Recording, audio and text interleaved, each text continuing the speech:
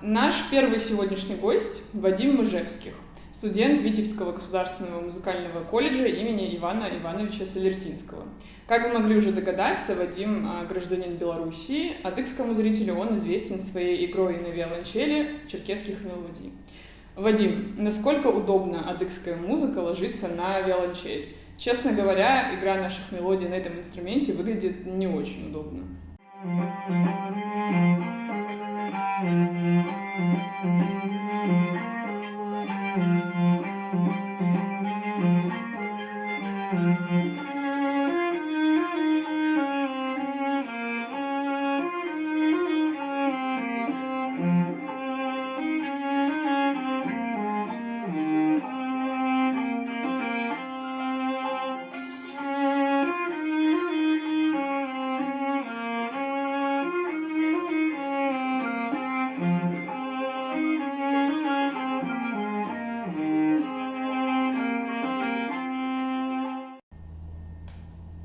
Здравствуйте. Да, я хочу сказать, что ваши мелодии очень такие специфические, очень особенные, и для виолончели это очень необычно и сложновато чуть-чуть, если честно. Вот, потому что, учитывая ту тесситуру виолончели и мелодии, приходится очень часто делать переходы, и это составляет некоторые технические трудности для исполнителя, но, однако, справляемся с этим. Our next guest is Taiga Nozaki. He's a Japanese citizen. He is known for his love of Caucasian culture. Taiga, hello. So we're finally able to match our schedules and our time zones for this interview. Tell us, please, how did you know about the existence of the Caucasus and how did you get involved in our culture?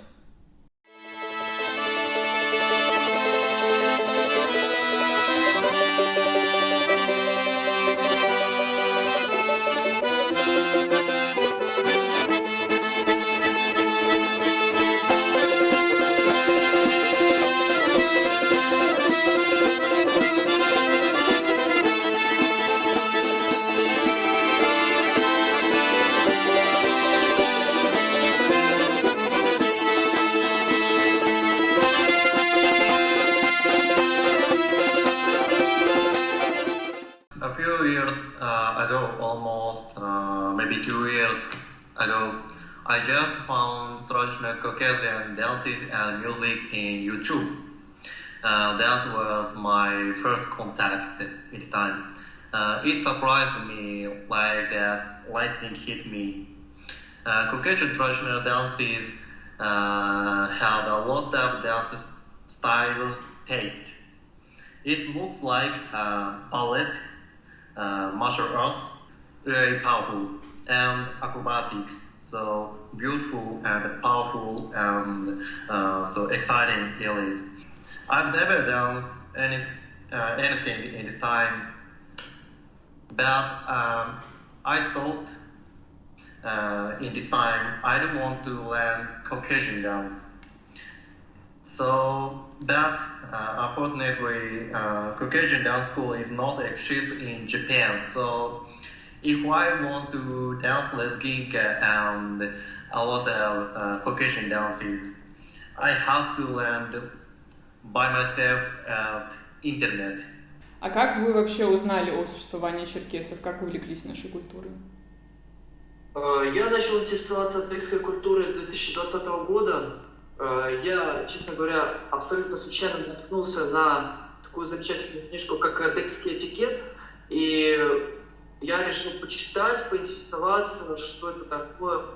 И настолько мне это понравилось, настолько я стал интересно читать и поражался, насколько все логично оказывается, что вот это не все просто так придумывали предки многие века, что всему есть объяснение, и начал внедрять, начал изучать это все. И спустя это время я все стал через это выражать через музыку. То есть конкретно и стал даже адыгскую музыку играть и в нашем колледже, и с ребятами тоже. Некоторые номера мы тоже делаем. В следующем году планируем сыграть. Вот, потому что это реально интересно. Некоторые ребята ко мне подходят, говорят, что Вадим, Скажи, пожалуйста, как ты вообще тоже, как вы сейчас спрашиваете, как познакомился, что они вообще не знали про такой народ, как адыги, черкесы. Вот, и я им все начал объяснять, вот, рассказывать, и их тоже, как и меня, стало интересовать, поражать, в хорошем смысле слова.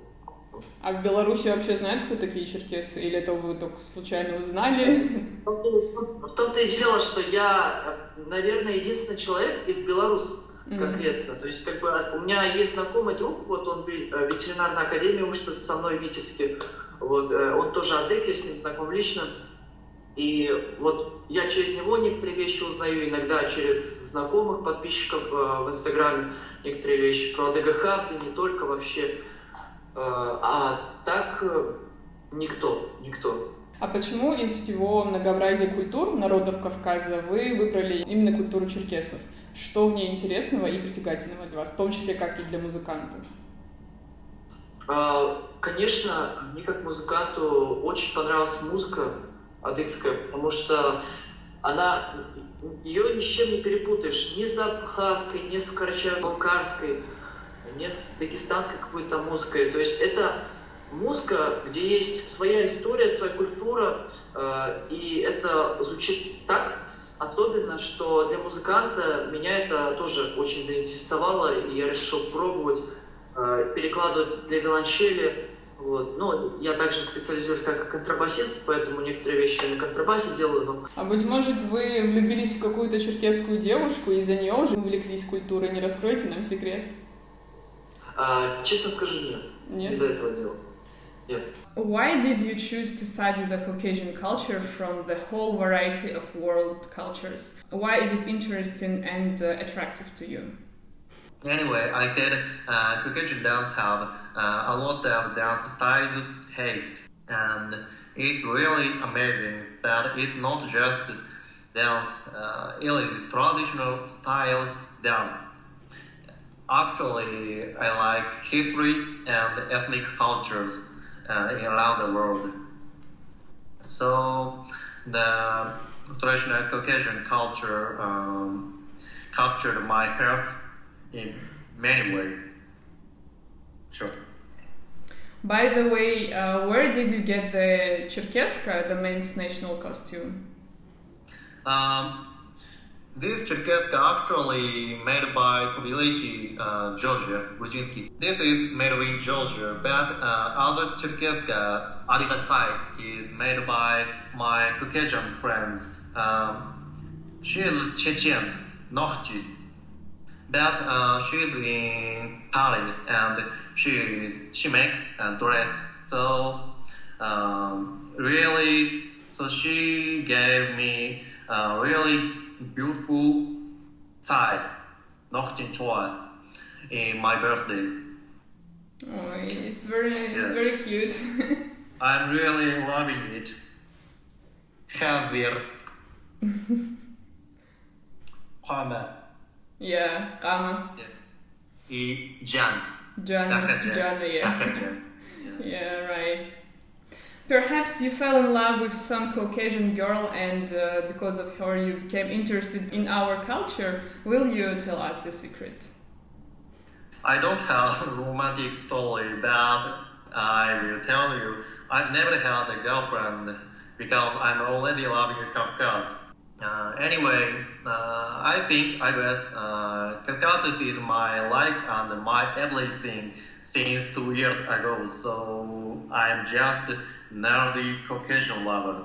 Не расскажете о своей встрече с Черимом Нахушевым и ансамблем Кабардинка на фестивале «Славянский базар» в Беларуси? Кто кого пригласил, кто первый проявил инициативу? Медина Бжавшатер, Витебскшиш, Ицар Вадимш, Языр Беларусь, Диадыгапсын Шарапсаша, Уаред Нахуш Тимур и Шужар, Ипам Шадзауич, Амнасч и Яшари, Еврадават, спой нам, Вадим.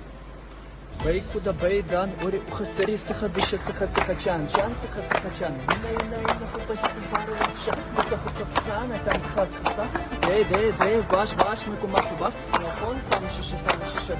Я без дикот вона, аргей паша паца. Це альди я жила, це я це. Але на кишила примачиш не та. Нагоним і гони він рибгина. Іна, хопа, чекін пару, ще. Пацу, пацана, сахав, пацана. Бейдан, ори ухасари, саха, джан, саха, джан. Іна, хопа, чекін пару, вагашаха, пацана, саха, пацана. Да, честно сказать, я был в восторге, когда узнал, что в 2021 году на наш славянский базар, который проходит в июле, приезжает ансамбль Кабардинка и Черемнахушев, вот, потому что сейчас была такая ситуация, когда еще не закончилась эта пандемия вся, и я не смог в 2021 году приехать в Кабардино-Балкарию, в Начу или в Майку. И, к счастью, если не ты едешь в Кабардинке, то Кабардинка с Черемом Нахушем едет к тебе. То есть так и получилось. Я был в восторге, и тогда мне Али, ветеринар, про который я вам говорил, он мне первый написал, сказал, что он спросил, из Витебска ли я сказал, да, из Витебска. И Али предложил инициативу пойти вместе на этот концерт, и я с ним пошел вместе на концерт. Были в полном восторге. Потом после концерта была инициатива моя подойти за кулисы к Черему. Я с ним подошел, потом представился, что я Вадим, и вы увидели лицо Черема Нахушева, когда он понял, что это я читал скороговорку Тимура Нахушева «Бейкуда Бейдан». И такой: вау, Вадим, ты молодец, и все, и сразу потом подошел к Тимуру Хацаеву. Потом Тимур Хацаев говорит: ты вообще знаешь, что тебя вся Кабардино-Балкария знает? Я говорю: нет, конечно. И потом начали общаться. Потом уже сняли это видео, где я читаю скороговорку вместе с ансамблем Кабардинка. То есть так очень хорошо все прошло, и я это на долгие годы еще буду помнить, как вчера. Та скороговорка, да, была нонсенсом, потому что далеко не каждый черкес и черкешенка смогут ее произнести, тем более наизусть, так что, конечно, это многих тогда впечатлило. How do you study dancing? Independently throw videos on the internet? Whenever I'm Lesbinka and other Caucasian dance, I'm just using YouTube and other social media. It's really useful, and my favorite movie is Уроки школа лезгинки от Аскеренер, and I saw many государственные ensembles, государственные national dance ensembles movie, and some of my Caucasian friends are working in dance ensemble. So sometimes they send video about how to dance. My friend is living in Nalchik and Maikop. They are Circassian dancers, so sometimes they sent for me about how to dance La Palisse. La Palisse, yeah. Yes, La Palisse. I'm loving La Palisse and Islame.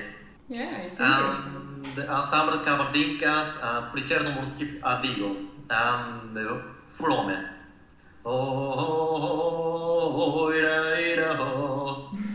Yes, I'm loving it. Really beautiful. Tacha. Oh, thanks. Taiga, you have arranged a small jug. How did you come up with this idea, and how did your friends react?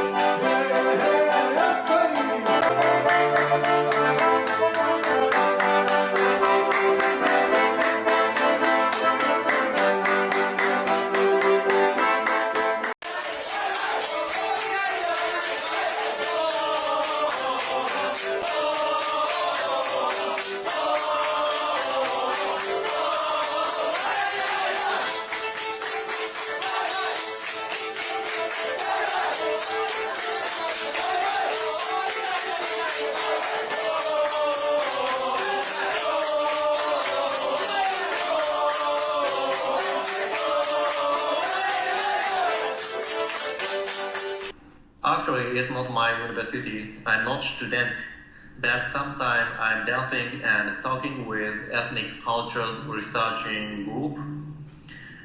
Did you know this famous Japanese saying, 百聞も一見にしかず?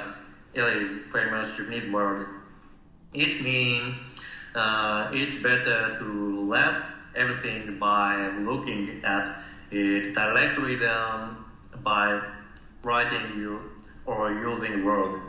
Anyway, some Japanese people is also loving Caucasian culture, so we have to keep doing. Вадим, вам наверняка, как и любому артисту, хочется славы и признания. Может, ваше увлечение кавказской культурой связано с тем, что на Кавказе вы автоматически попадаете в фокус внимания, вас регулярно приглашают на интервью, частенько публикуют информацию о вас в СМИ. У нас очень любят, когда иностранцы интересуются и восхищаются нашей культурой, и в какой-то степени это даже тешит наше самолюбие. Можно ли вас обвинить в хайпе на тематике Кавказа? Нет, я приложа руку на сердце, скажу, что это было не ради хайпа. То есть я вообще, я тогда выложил скороговорку просто, показать, что белорусский народ может это повторить. Я просто хотел представить свой народ. Вот, я не хотел, что вот именно я вот это сделал. Я говорю, вот мы, белорусы, это сделали. То есть я никогда не был эгоистичен к себе, то есть и я всегда хотел показать белорусский народ в целом, что мы, ребята, уважаем другие народы, что мы хотим взаимопонимания, дружелюбия. Эй, куда бейдан, ор ухасари сахадыша сахаджан, джан сахаджан, ина хупаси хупар вахша, хурса хурсана, сен хурас хузан, дей баш мухомахбаш, хумахон, памашиша дышуа. Я басти хуана арей паша, цыгажи я желаю гуры зрецха, хален маты кышле триматы штрихета, ханахоном и угуана ина хупаси хупар вахша, хурса хурсана, сен хурас хузан. В целом, я хотел показать свой народ. В общем, если кратко говорить, то есть я никогда не акцентирую на себя внимание. И все в комментариях пишут, что Вадим, мы тоже уважаем белорусский народ. То есть не было такого, что Вадим, мы там тебя уважаем. То есть они сразу говорят, что мы уважаем адыгский народ. И я тоже показываю, что я показываю через весь народ, что я уважаю адыгский народ. То есть так... себя в множественном числе беру просто.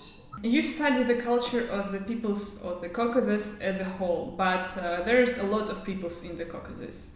What ethnic groups do you know? Which ones can you name? Can you tell us briefly about the elements of the culture of each named ethnic group? Caucasus have a lot of ethnic and language, like that Native Caucasian group and Sub-ethnic group and nomadic ethnic group in Kafkaz. Like that, North Caucasus, Argeter, you are also Argeter. And Vaynakh это Ногчи, Чеченский, и Игусский, Галгач, и Kist living in Pankishy, Georgia. And Abkhaz they also same to Circassian in same language group, and the Gestani people, a lot of almost 15 ethnic living in Dagestan, like that. Avar people, Imam Shamil is also Avar, bits of both, so and Lak and Levgian. And Kumik Trukik people, Kipchak, Trukik language. Kumik's язык это Kipchak Trukik language group. And the culture Balkal is also Trukik. They are also in Kipchak Trukik language group. Nagaytsi too, that Ossetian is Iranian. A lot of Caucasian people say, for me, in VK, in Instagram, and some social media, you look not Japanese. You are absolutely Nagaiti or Central Asian. Yeah, it's So funny. yes. So sometimes I say, yes, я нравится, yes, я нравится. Домбурасазым ескенга тайлар, манезинес бергена тайлаш. Sure. And next, Kalmyk, they're Mongolian. Anyway, they're good neighbor for Caucasian. My friend said a lot of Kalmyk people also living in Dagestan. My friend is Kalmyki, who living in Japan. They're good friend. And next is South Caucasus. South Caucasus also have a lot of ethnic and sub-ethnic like that. Kartuli at Georgian. Kartuli, Minglelian, Laz, Svanuri, they're Georgian. But Kirti is Vainache, but people speaking Nach language. Nach is near to Chechensky, Ingusky language group. And Armeniansky high. But many ethnic have sub-ethnics.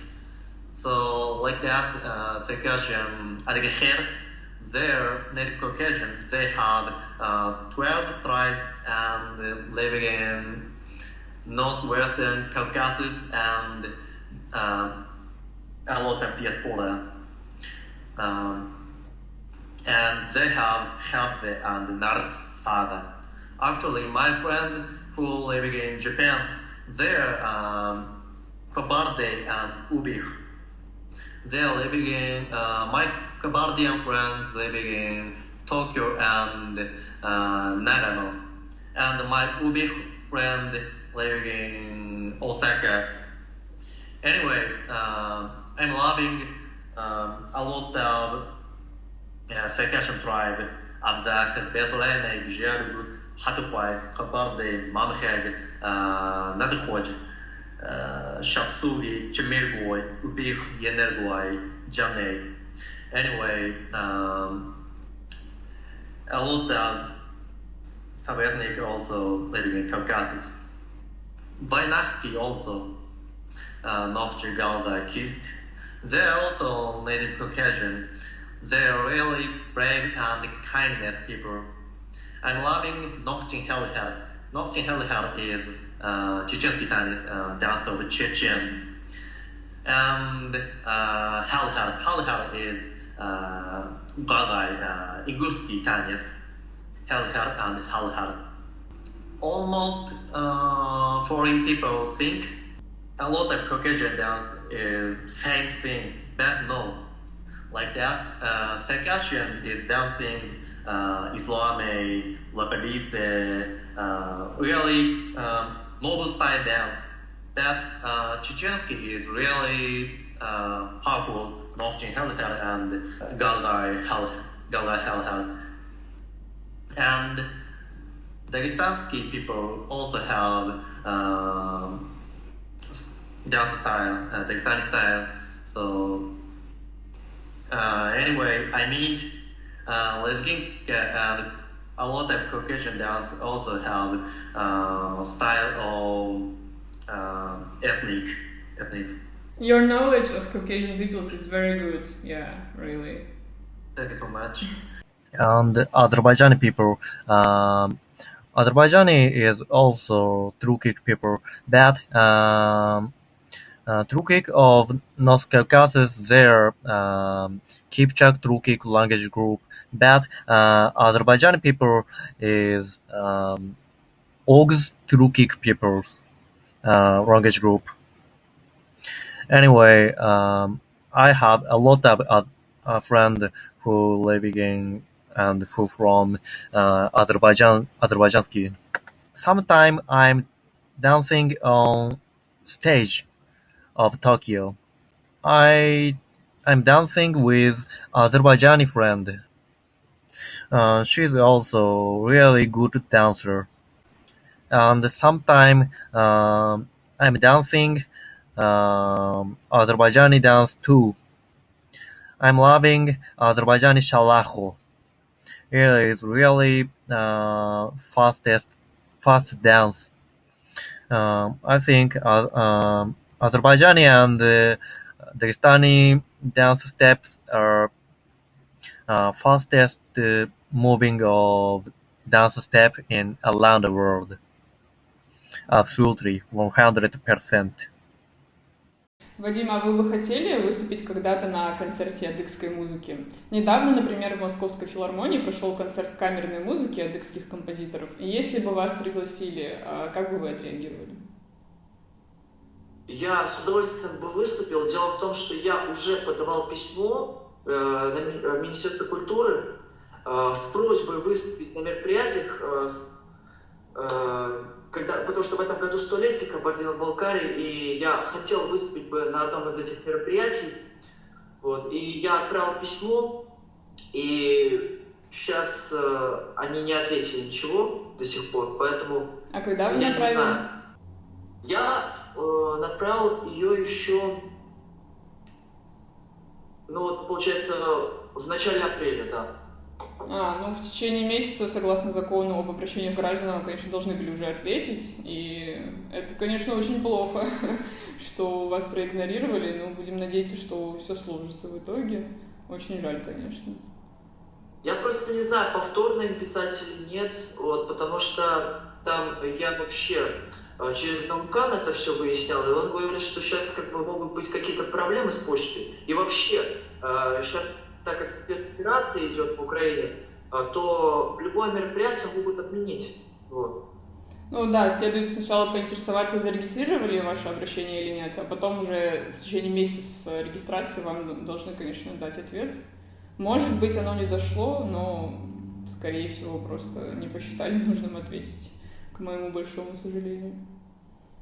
Да, а так, в целом, если вы говорите выступить в филармонии, то, конечно, с удовольствием. Я всегда с удовольствием выступаю, всегда даже на всех концертах колледжа, где струнники надо, потому что есть отдельные концерты, где только там духовики, ударники выступают, это уже другое. А так, я как можно чаще прошусь выступить на концерте, то есть для меня это опыт, для меня это новые эмоции, впечатления, в общем, с удовольствием. А какие у вас планы профессионального дальнейшего развития? Профессионального дальнейшего развития это пока что я планирую поступать либо в Санкт-Петербургскую консерваторию, либо в Ростовскую консерваторию. Там просто я, честно говоря, такой человек, который выбирает не просто учебное заведение, я ищу конкретно педагога, с кем бы я хотел в дальнейшем работать. То есть я не такой человек, что я хочу закончить Питерскую консерваторию, все, и я буду считаться каким-то там крутым человеком или так далее. Нет, там в Ростовской консерватории тоже работает педагог, который закончил Петербургскую консерваторию, а сейчас в Ростове работает. То есть бывает такое. Я планирую потом работать в ансамбле, то есть конкретно, или в оркестре, то есть такие планы. Еще просто не знаю, куда меня занесет после высшего образования, куда я там буду устраиваться на работу. Пока еще сложно предугадать. Я часто слышала, что в сфере искусств важно искать не учебное заведение, а именно преподавателя. А почему, интересно, это так важно именно в сфере искусств? Потому что когда есть взаимопонимание с педагогом, это уже почти 100% успеха. То есть, и самое важное, чтобы педагог, когда он видел твою заинтересованность, он понимает, что я могу ему помочь. А когда он видит, что ученик халтурно к этому относится, он говорит, так а что я тут буду? Просто он скажет, что там сделай то-то, то-то, и все, и у тебя все будет хорошо. И от этого и результат будет никакой. А когда он будет с тебя все требовать, сначала будет казаться, в чем меня постоянно ругают, а на самом деле он хочет только добра, и после этого ты только становишься хорошим человеком в плане и уже хороший опыт появляется. Мне кажется, и нет смысла получать образование в сфере искусства, если у тебя нет мотивации как-то серьезно заниматься, развиваться. Вы знаете, разные люди поступают не по своей профессии. Например, в наш колледж Витебский поступают некоторые ребята, вот они мне сами лично рассказывали, что они поступают просто ради того, чтобы получить оценки по общеобразовательным предметам, потому что у нас здесь заниженные требования, так как мы музыканты, они математики, программисты. Вот. И они поступают в музыкальный колледж. Потом зачем-то идут еще на высшее образование. В итоге они потом переучаются там на программиста. Были такие ситуации, я честно скажу. Вот. Ну, просто это либо люди не определились, кем они хотят стать по жизни, вот. Либо они специально идут не по тому пути, чтобы в дальнейшем вот, за счет оценок по общеобразовательным предметам, потому что из-за сниженных требований в учебном заведении музыкальном, они могли потом пойти в другое заведение. А как вы поняли, что ваше призвание — это именно музыка? Ведь в молодости все могут совершить ошибку. Вы знаете, это на самом деле был нелегкий вопрос, потому что я с 6 лет параллельно занимался музыкой и танцами. То есть я занимался бальными танцами, скажу честно, тоже танцевальным курсом занимался. Я, представляете, сначала в школу, потом в музыкальную школу, еще вечером танцы. То есть вот это как-то успевал совмещать. Все, это длилось недолго, до 14 лет. Вот. И после этого я уже конкретно сделал вывод, что я пойду по музыке, потому что все-таки музыка ко мне как-то была ближе. То есть я просто мог идти по улице и после там какого-то урока сольфеджио или там специальности напевать мелодию. Вот, то есть как-то у меня не было такого стремления в танце, что я иду и вот сейчас вот буду танцевать. То есть как-то я понял, что в душе музыка мне ближе. А как вы определяете свою специализацию? Ведь музыкальных инструментов достаточно много. Я, например, в этом ничего не понимаю, и вот если я захочу научиться играть на каком-нибудь инструменте, я даже не знаю, что из всего этого выбрать. А как вы понимаете, что вашему сердцу ближе? Знаете, я попал на виолончель совершенно случайно, потому что я, как и многие дети, вообще не знал этот инструмент. Я вообще хотел пойти на флейту. Вот. Но дело в том, что я когда сказал, что «мама, я хочу играть на флейте», они меня отвели как раз в класс виолончели. И сказали, что «Вадим, хочешь попробовать на этом инструменте поиграть?» Ну, я такой смотрю, такой «ладно, давайте попробуем». То есть, и буквально уже спустя год я уже хотел бросать, прихожу в слезах, маме говорю, что «мама, все, я не хочу этим заниматься, давай все, бросать музыку и все». Она говорит «ну, Вадим, ну потерпи, ну доучись хотя бы уже до конца музыкальной школы, а там 7 лет надо было учиться». Ну, я такой думаю, ладно, доучусь и все. А потом уже, когда мой педагог стал водить меня на конкурсы и видеть какой-то результат, и я сам видел результат, что я, оказывается, что-то могу сделать, и я понял, что все-таки музыка — это мое, во-первых, а во-вторых, что виолончель и как любой струнно-смычковый инструмент, это, конечно, очень сложный инструмент. Объясню почему, потому что, как я думаю, вы заметили, на нем нет ладов, как там на гитаре или еще каких щипковых инструментов. То есть здесь ты запоминаешь ноты чисто по мышечным ощущениям.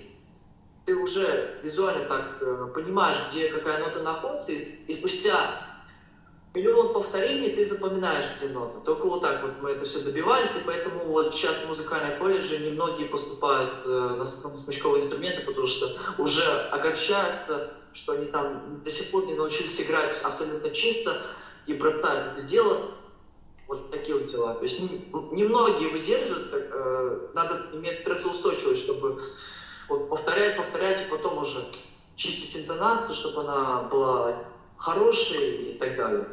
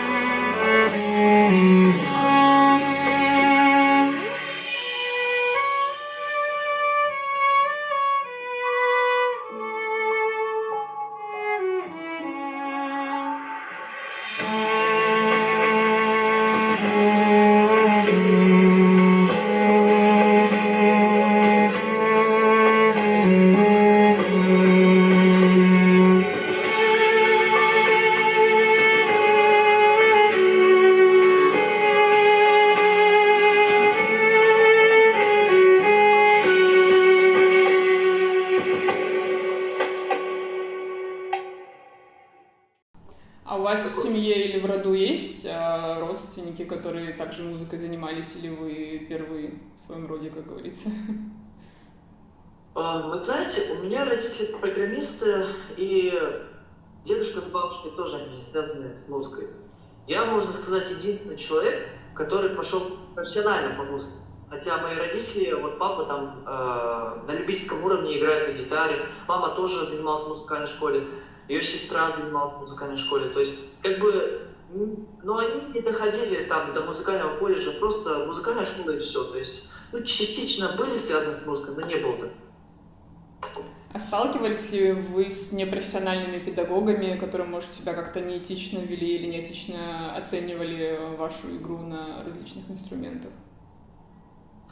Вы знаете, были такие педагоги, которые хотели, они сказали, что Вадим, виолончель это не твое, вот, потому что, ну, я не знаю, был ли смысл говорить, что виолончель это не мое, когда мне было 11 лет, да, я там еще не совсем чисто играл, то есть где-то фальшил, вот, но они конкретно говорят, что Вадим, все, виолончель это не твое, все, давай, ты либо переходишь на другой инструмент какой-то музыкальный, там фортепиано, например, или все, или идешь вообще, уходишь вообще из музыки, потому что я вижу, что виолончель это не твое. Вот, и я так расстроился, просто плакал. Ну, потом как-то думаю, ну фиг с ним. Как бы, ну, педагог, это вообще был педагог по фортепиано, который, не знаю, может, он просто хотел так намекнуть, что Вадим, давай лучше ко мне иди в класс. Сказал бы уж прямо тогда. Я не знаю. Ну, были такие ситуации. А вам вообще в целом обидно слышать какую-либо критику в свой адрес, как личности или как музыканта? Вы знаете, смотря от кого я это слышу. Если я слышу от человека, который вообще не связан с музыкой, и он еще пишет в комментариях или там мне лично говорит, что Вадим мой, слушай, какое-то у тебя было плохое выступление, мне что-то вообще ничего не понравилось. Я сначала спрашиваю, ну поясни свою точку зрения. Если он не может это пояснить, просто в целом говорит, мне не понравилось. Ну хорошо, не понравилось, не понравилось. То есть это еще зависит от какой человек мне это говорит. Если говорит реально профессионал, пускай даже не струнник, там кто-то другой, но он реально профессионал своего дела, вот, то это наоборот мне в помощь, что я вот, да, анализирую свои ошибки, потому что я, когда сам играю, я могу со стороны не слышать, как звучит. Вот, и если я не послушаю запись, я сам не могу толком понять, где ошибся. А так, если я слышу от какого-то прохожего, грубо говоря, то что мне там обижаться на него? Ну, он, во-первых, ничего не знает, а во-вторых, ну, что он может толково дать совет? Какой он совет может дать? Поэтому вот так. А насколько высокая конкуренция в твоей сфере? Вы знаете, в Беларуси она не такая высокая, честно сказать. Но там Россия, ну, Россия понятно. Вот. И в Европе, вот там, да, конкурентно, очень хорошие ребята есть. Вот. Если я поеду в Европу, там, в Германию, Польшу, туда, там полно конкурентов. И обычно те люди, которые хорошо играют, но, однако, они как-то не смогли пробиться, потому что очень много желающих, чтобы сыграть с оркестром, то есть как солист. Вот. Это тоже надо пройти отбор, чтобы доказать, что вот я лучше сыграю, чем он. Многие не проходят и идут играть в оркестр. Это тоже, я не скажу, что плохо, но, однако, те люди, которые упорно идут и добивают именно, что я хочу быть солистом, что я докажу, что я лучше его, хотя тут тоже нужно быть, конечно, лучше, чем вчера, вот, а не сравнивать с другими. Но, однако, есть люди разные. Вот. Каждый свой выбирает, что он хочет, и еще зависит от того, сколько он лет занимается, и, конечно же, у каждого виолончелиста свое понимание, как нужно играть на виолончели. Вот. Я могу сыграть, кому-то не понравилось, он скажет, что Вадим, мне просто не понравилась твоя постановка пальцев, и все. А кто-то скажет, ой, Вадим, мне просто не понравилось, как ты сыграл. То есть, типа, он там бы в других местах акценты бы делал и так далее. То есть, как-то так. А вы чаще слышите позитивные или негативные отзывы о своей игре на виолончели? После концерта, конечно, все говорят обычно положительные комментарии, что Вадим мне очень понравился, как ты сыграл. Вот. Но от педагога я, конечно, всегда ожидаю больше какие-то критерии со стороны, что вот она комментирует мое выступление, я абсолютно не обижаюсь, я понимаю, что это только мне помощь, потому что записи у меня нету на руках, и только со слов я могу понять, что это не так было. Circassians often like to compare the code of honor work Habza with the samurai code of Bushido. What do you think? Is it correct to compare them? Is there something in the common between them? I think Bushido and Habza are often compared, and both are similar. However, Bushido has really different, very different values in different period of time. In addition, after the samurai period ended, Bushido became a formality and was sometimes interrupted politically. However, Habza has not changed much. So I think Habza is more like Ainu or Native American or Vainaski added and than Bushido.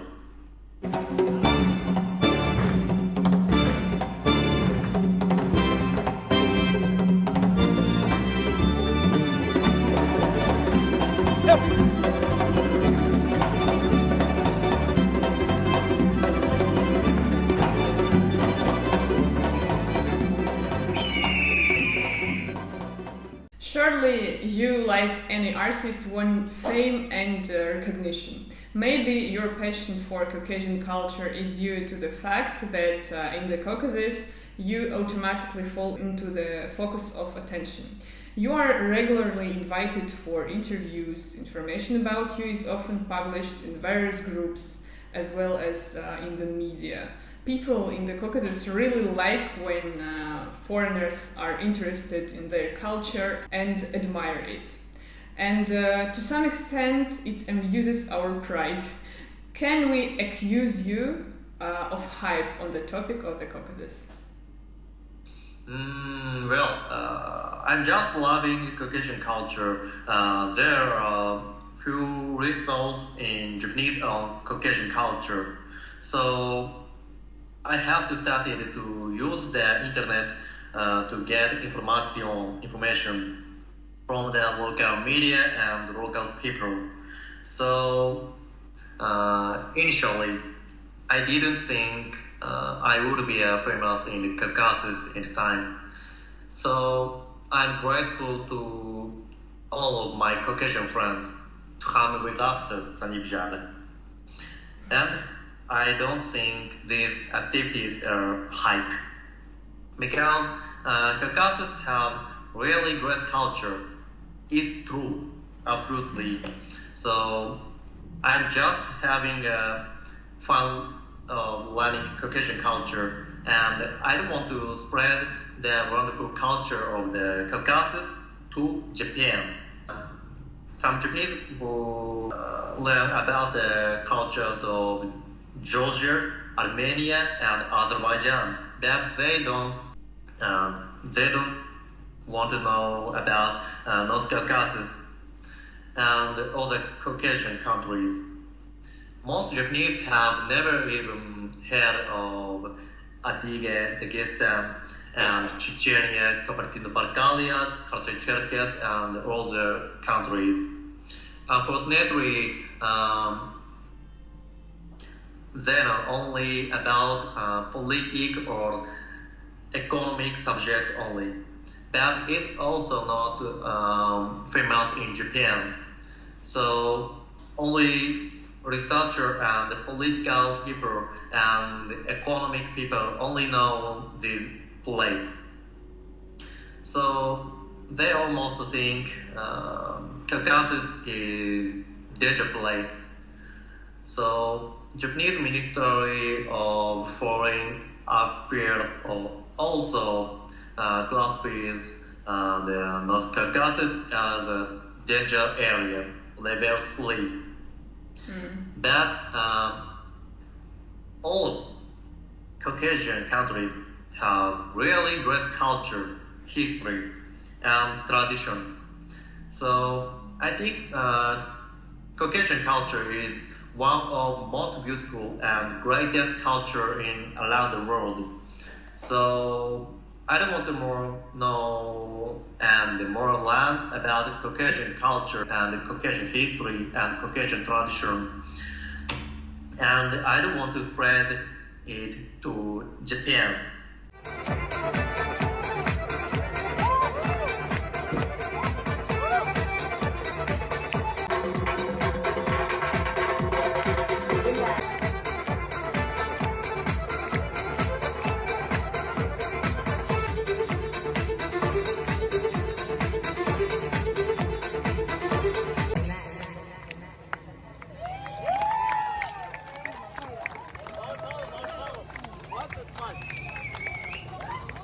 Что изменилось в вашей жизни, в вашем мышлении с началом изучения черкесской культуры? Вы знаете, я считаю, что адыги, как и белорусы, в принципе, пережили очень сложную историю. Это геноцид, потому что, к сожалению, Российская империя, она пыталась перебить и белорусов.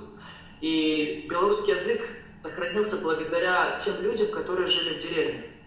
Вот. И я понимаю, что в этом плане мы очень похожи, и я уважаю адыгский народ за то, что, несмотря на этот массовый геноцид, на истребление, смогли сохранить культуру, смогли сохранить язык, и это заслуживает глубокого уважения у меня, и то же самое и про свой народ могу сказать, что я не знаю, что было бы, если бы не эти люди в деревне.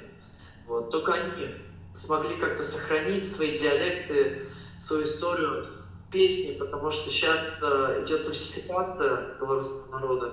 Некоторые не хотят говорить на белорусском, хотя утверждают, что они белорусы сами. Вот. Но не в этом же дело. Вот. А просто то, что говорить белорусский, говорить про то, что ты не знаешь свой язык и свою культуру, но это как-то странно. Вот. Тогда уже говоришь, что ты русский. Вот. Хотя бы. Но не в национальности дело, а дело в человечности самой. Вот. К чему? Что ты хочешь показать в этом мире? И вообще твое отношение к культуре другое. А вы хорошо владеете белорусским языком?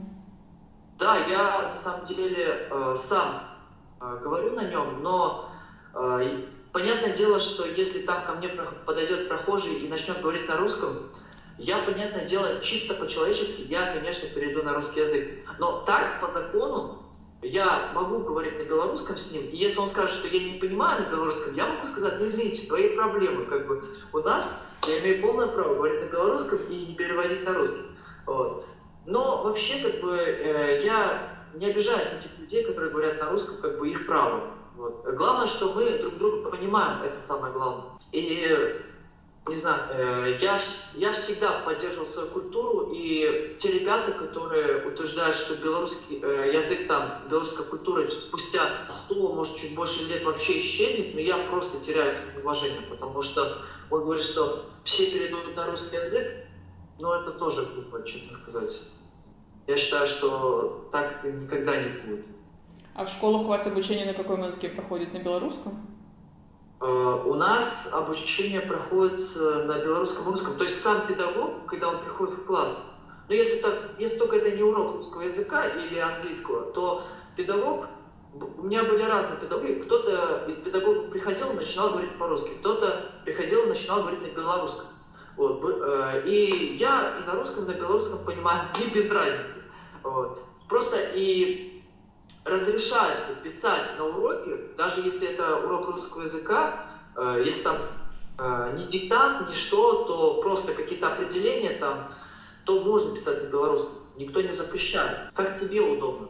Taiga, what has changed in your life and your thinking since the beginning of studying the culture of the peoples of the Caucasus? Everything has changed. Until now, I've never been impressed by anything. But since I met the Caucasus, I've been influenced by many things.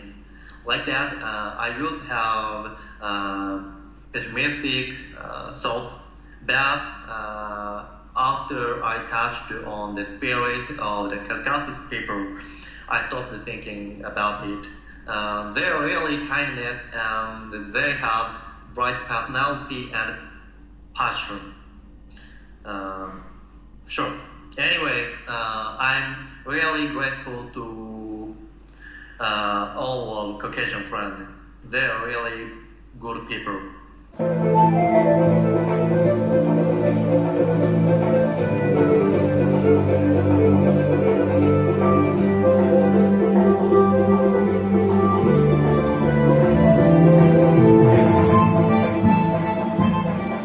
In addition to studying Caucasian culture, you also study Russian language.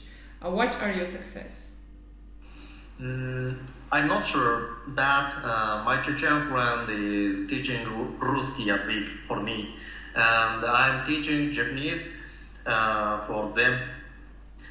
Anyway, I'm really happy to be able to have good friends. So grateful to everything in every day. If I can, I want to say it in русский язык or алиганте, but I can't. So next time. Здравствуйте, меня зовут Тайга, я из Японии. Я танцор, первый японский лезгинка танцор. Сейчас я живу в Токио, Япония. Я буду жить на Кавказе и я буду танцую в Махачкале в ансамбле лезгинка. Anyway, it's English, not Ruski. It's nice, yeah, very nice. Yes. Anyway, Кавказ – это моя мечта.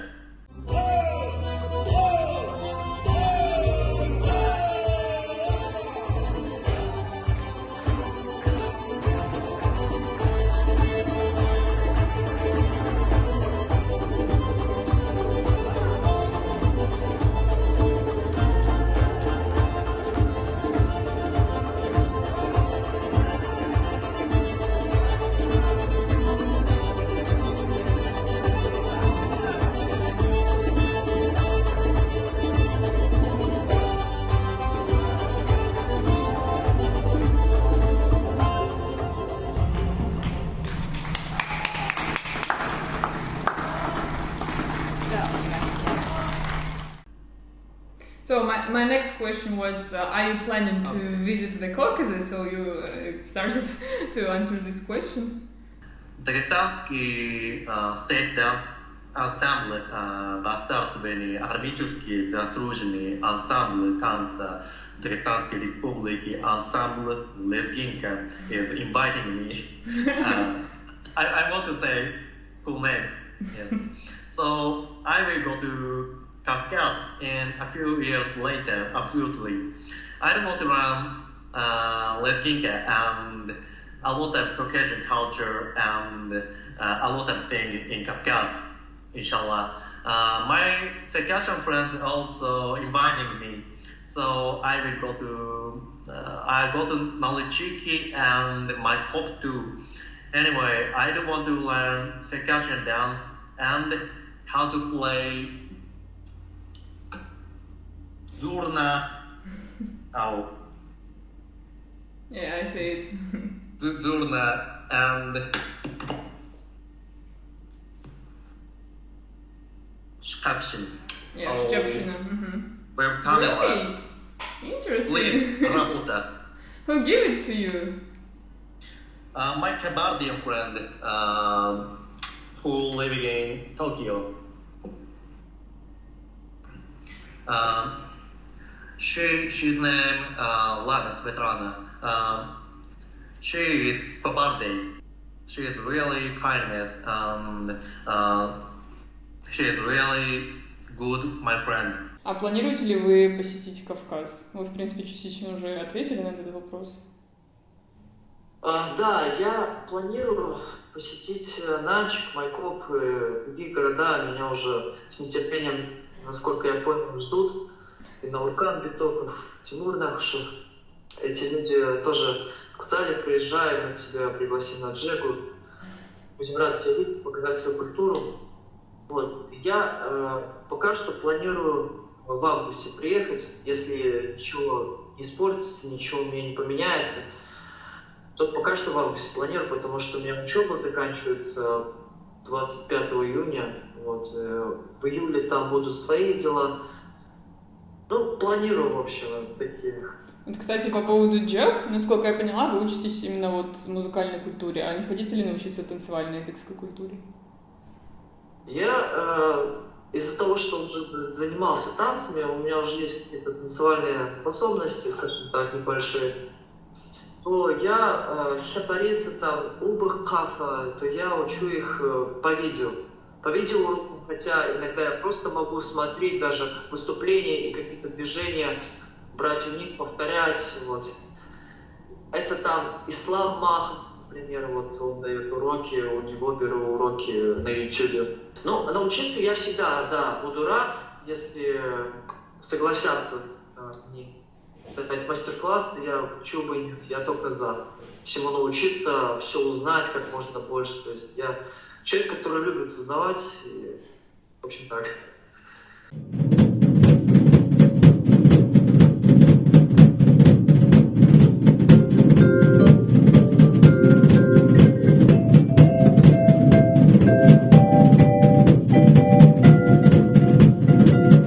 Well, that was all the questions for today. Thank you for your time. Лапсоджи. Что ж, пожалуй, это были все вопросы на сегодня. Спасибо вам за уделенное время. Да, всегда рад.